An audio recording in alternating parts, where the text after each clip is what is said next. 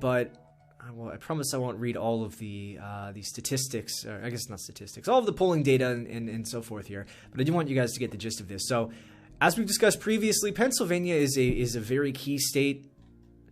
Not just, obviously, it's a swing state, obviously 20 electoral votes, but, you know, at the same time, I think a lot of Trump's victory is going to be dependent on whether or not he wins Pennsylvania.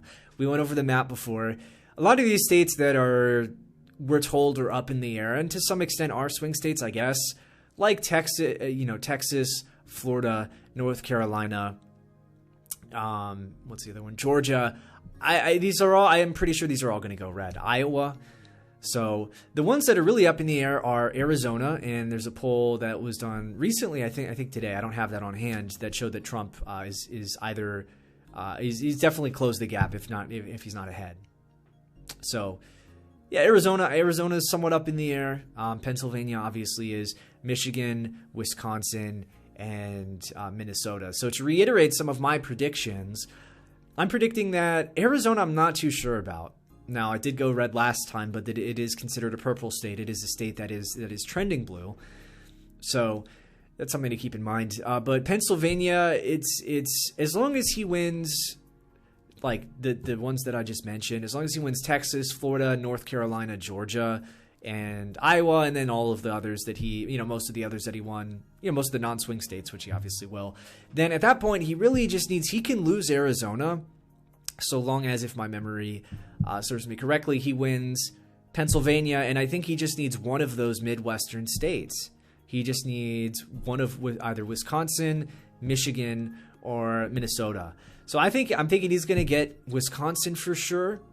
Michigan is a little bit different because he won by 10,000 votes there. As we've discussed previously, the number of, in many swing states, the number of recently, new immigrant voters who have entered the electorate outweighs the what's what I'm looking for?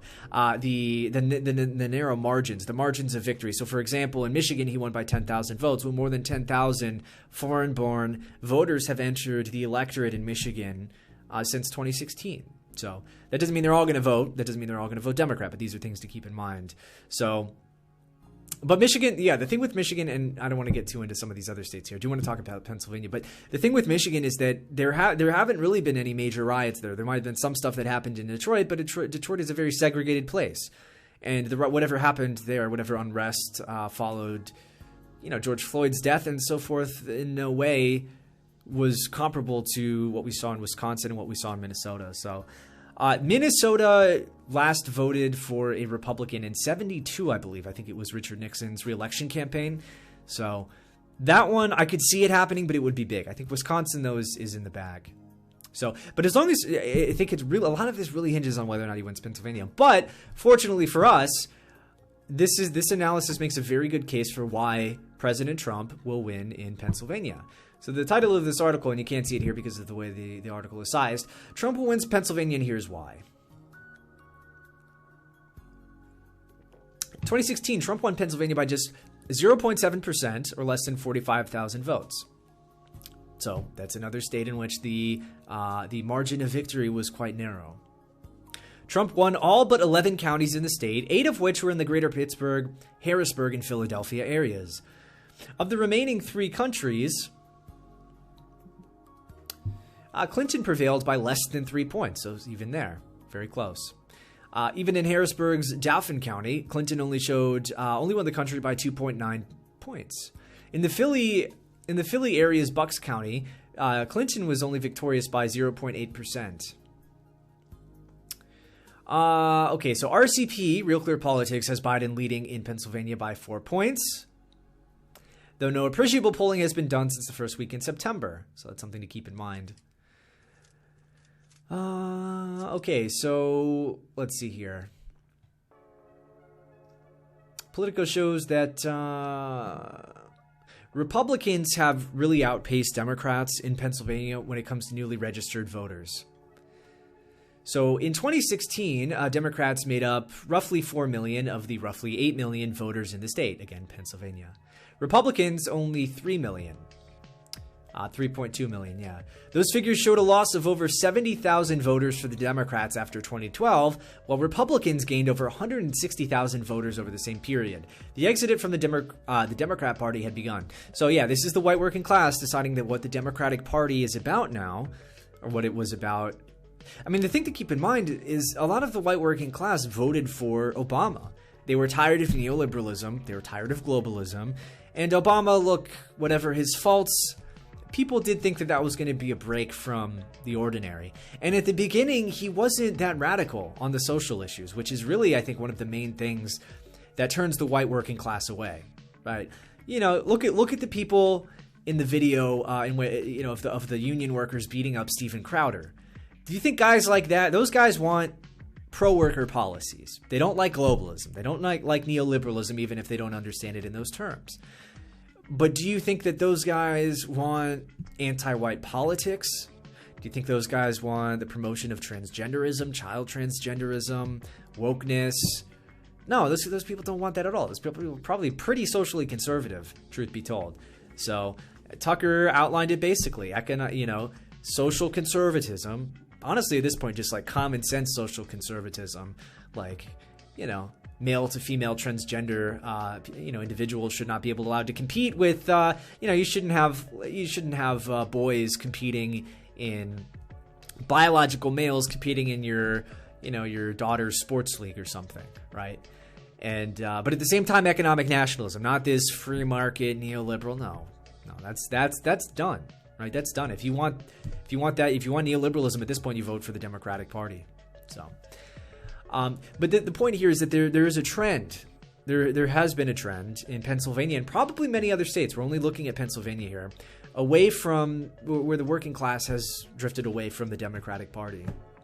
So in terms of new registrations for Republicans, new registrations for Democrats, Pennsylvania, after 2012, the trajectory has decidedly been toward the Republican Party. Right? Not because it's, the party of free markets and whatever. No, it's because it's the party of the guy who came along and said that globalism is a false song, right? We don't hear too much talk about globalism being the issue these days. That's been one of my main gripes with the administration, at least rhetorically. I mean, calling out globalism is very powerful because globalism exists on both sides of the spectrum. Normally, the way the globalists operate is they want people on the left, Democrats, to think that the right-wingers are the enemy. And they want Republicans to think that it's those darned Democrats and the socialists who are the enemy. So look, if we're defining socialism as open borders, as AOC, as, the Green New Deal, as things like this, as promotion of, radical transgender ideology, then yeah, I'm against socialism. But it does, the shift from, globalism bad to socialism bad is one that I think there are issues with there. So anyways, back to this. So again, since 2012, 70,000 in Pennsylvania, 70,000 new voters registered for the Democratic Party, while Republicans gained over 160,000 voters. So it's very clear the direction that this is going. It should be noted that Democrats have actually lost more voters in the last 4 years than they have gained. As previously stated, 2016 figures showed Dems with 4.1 million voters. Figures available September 7th of this year, I believe. Yeah, show the state's Democrats have just 4.1. So it was 4.17 million voters in 2016, but now, roughly 4 years later, 4.12 million voters. That's a loss of 47,000 voters. Republicans, on the other hand, ended 2016 with 3.28 million voters. But showed 3.37 million voters on September 7th. Independents also increased from 1.1 million to 1.2 million voters. In other words, Republicans have added over 96,000 voters to their ranks, while Democrats have lost 47,000. That's over 143,000 net voters netted to Republicans. So keep all of this in mind when you're looking at the polling that's taking place in Pennsylvania, right? A lot of these polls that show Biden in the lead are within the margin of error, and they're not accounting for how many people are going to show up, right? They're not accounting for these trends. So, I mean, that's the thing. That's why I've said many times, and I'm sure others in America First have implored you to look at these things, to handle this data the same. we don't want to just totally write off all of the polling. There was a while where every poll showed Trump was behind, and back then I'm pretty sure he was. But now things have started to even out. The correct way to engage with these polls is not to discard them entirely. It's also not to take them at face value uncritically. It's you take them with a grain of salt, be critical about them, but don't discount them entirely, right? Yeah, there was a time over the summer where every poll showed that Donald Trump was behind, and many of them showed him behind by double digits. So, it's just one of those things. You don't want to just totally, oh, well, it was bad in 2016. So, no, actually, over the summer, the polls were way worse then than they were, I think, at any point in 2016. But still, I think we're now roughly entering into 2016 territory where, yeah, a lot of the polls show that Biden's in the lead, but it's not by that large of a margin. And when you do dig a little deeper into the data, into the situation, it doesn't look that grim at all. No. And by the way, another thing to keep in mind with these polls is when you look at national polls, right? You just have to look at polls in the swing states, really. You have to do it state by state, right? States like Pennsylvania, Michigan, Wisconsin, Minnesota, Arizona, right? Florida, stuff like that. All right, so let's get through the rest of this article here. Like I said, we're not going to read through all of this. I know some of the numbers are a bit dry, but I think the trend is one that you guys should be aware of.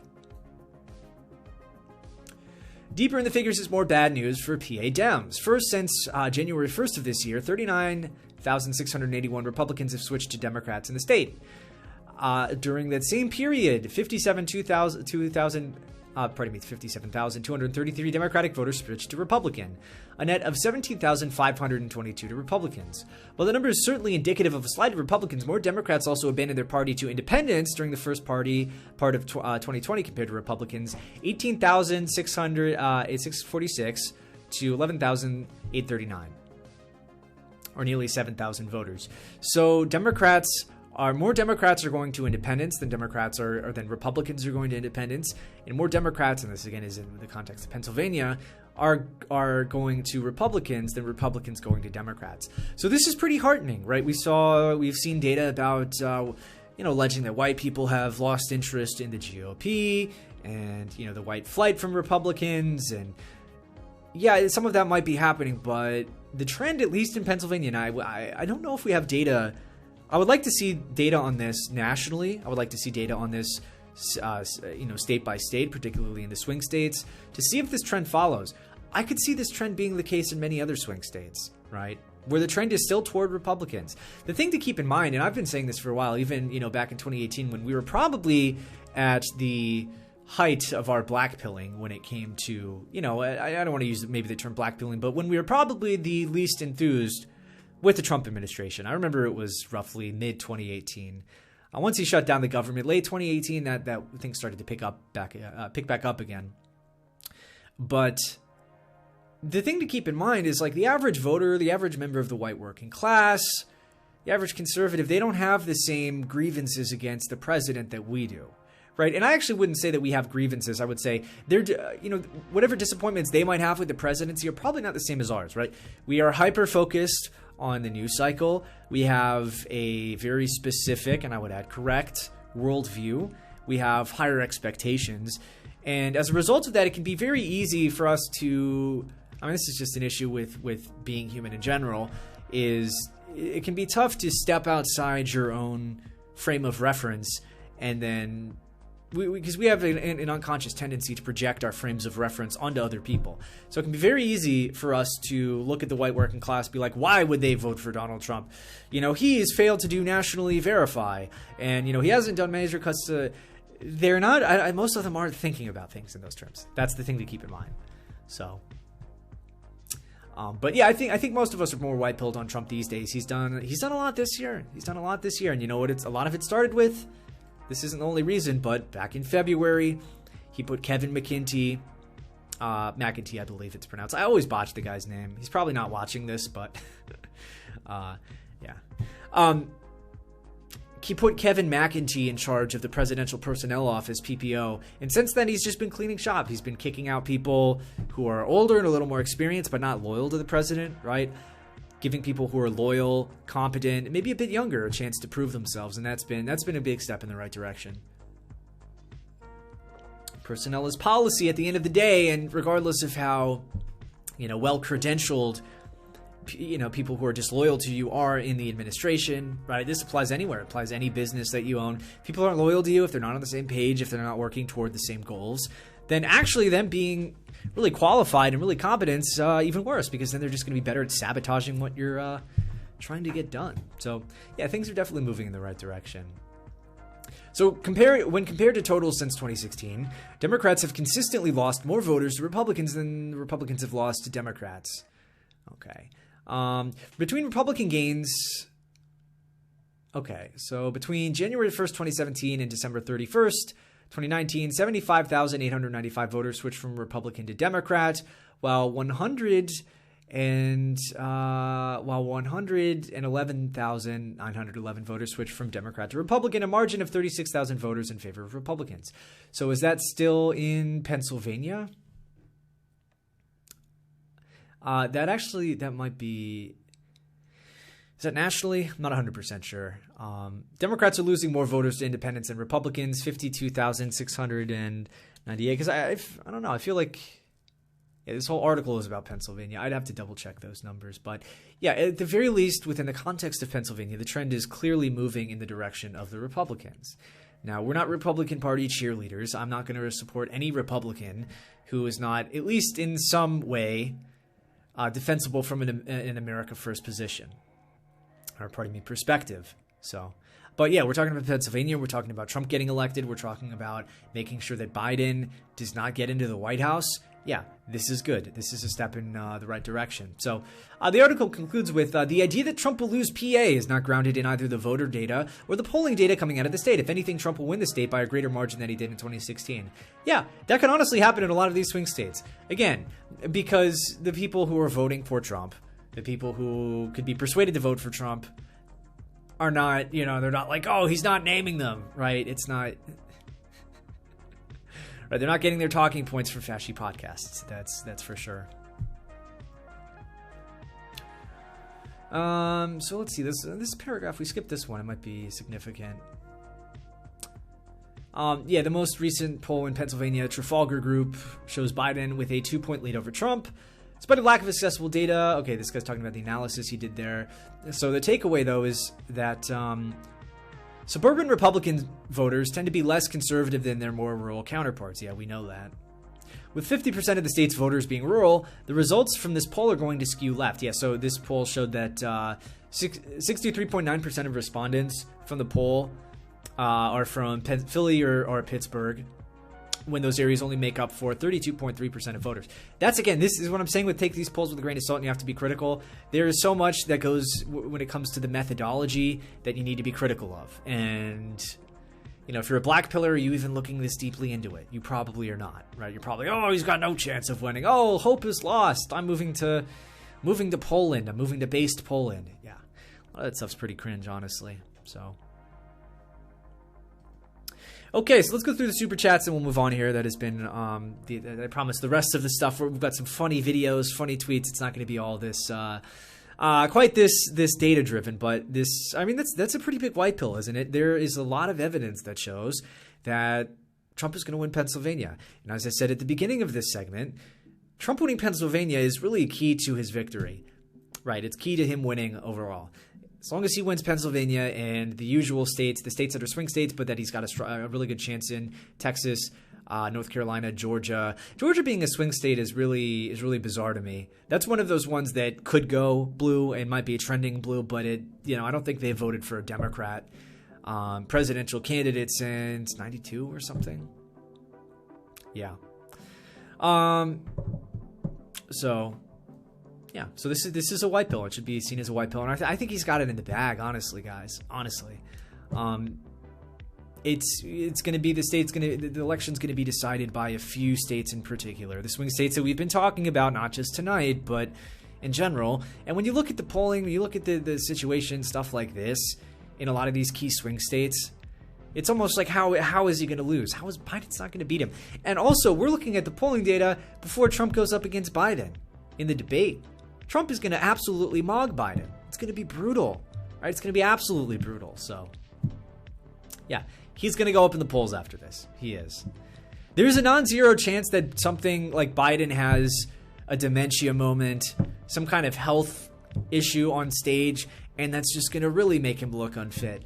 The other thing to keep in mind is there are many normie voters out there for whom, extreme partisan politics, right? Independents, people for whom it's not the case that they're voting out of a very well developed, regardless of how well founded worldview, right? There are lots of people who are out there voting like, well, Mr. Trump says some pretty offensive things, but Joe Biden just doesn't give me a good vibe. So I guess I'm gonna be voting for Trump, right? There are millions of people out there for whom that is the case, right? And with Biden, the fact that he's like, it's very easy to just paint this guy as, Joe Rogan's almost one of these guys. He's like, Joe Biden's got dementia. Joe Biden, you can't trust him to be in the White House.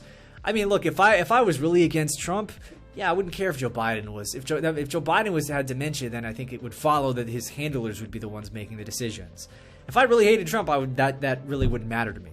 I don't hate Trump, just so we're clear. Should come as a surprise to none of you guys, but there are a lot of people that are. If Joe Rogan, who's pretty well informed, has that take, there have to be lots of people out there who are looking at these clips. Joe Biden stumbling over his words, sounding like he belongs in a nursing home.